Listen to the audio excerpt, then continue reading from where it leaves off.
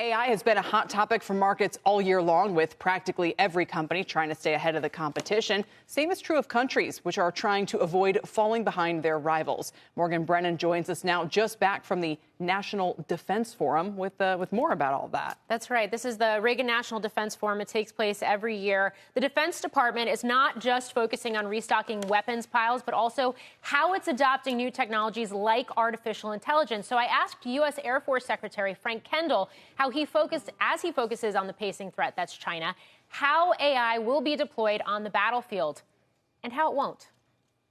There will always be human involved. The question is the degree of direct connection to the decision-making process. And I think our key question here is to figure out how, as we apply these technologies, we are still able to hold human beings accountable for their performance.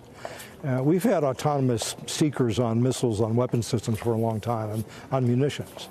My Hawk air defense system in the 70s had an automatic mode I could have turned on. But what we need to do at the end of the day is ensure that people are responsible and accountable for the performance of the systems.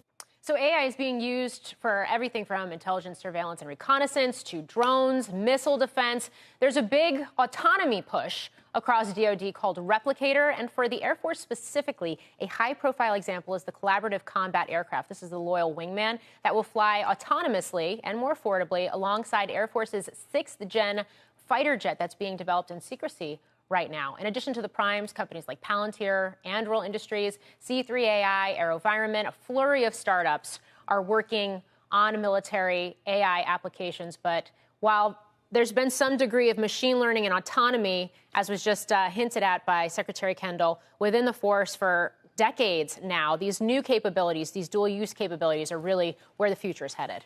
Is AI for the U.S. military, the development of AI, both offensive and defensive? Yes. In other words, we're trying to play both sides there. We're going to use AI to be a more lethal, potent threat, or to defend our national interests. Yes. But also to protect our national interests against incursions by AI from other countries. Yes, I would say all of the above. I mean, just about a month ago, the DoD released an AI adoption strategy. I think to use an industry term here, I think the takeaway here is that the U.S., including the military, are going to be very ethics-driven in terms of how they use the technology, how they deploy the technology, and where it falls within the so-called kill chain, meaning that there will always be some sort of human involved in the kill chain. So this idea of AGI, Terminator style, to strike a certain house in a certain country. Yes. Based on AI that says. So I'll give you an example of how it's being developed and how it is potentially being reused or could be used in real time.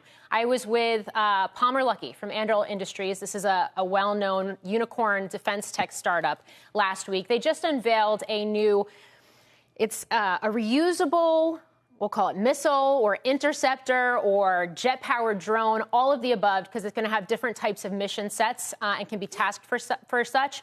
They've built the hardware, but the hardware centers around the software, which is AI-driven. So the idea being that this particular interceptor could be launched once it is into the air. Once it has its mission set, it can go out and do what it needs to do accordingly without a human having to, say, like control from a joystick from somewhere far away, and can also come back and be, re-landed and reused at a future date. All of this driven by AI. And was he the Oculus guy? Yes. Palmer, so now he's working on this. Wow. Impressive. And like you said, raises some issues as well. But yeah, that's a great example of it. All right. Thank you, Morgan. Nice to have you back.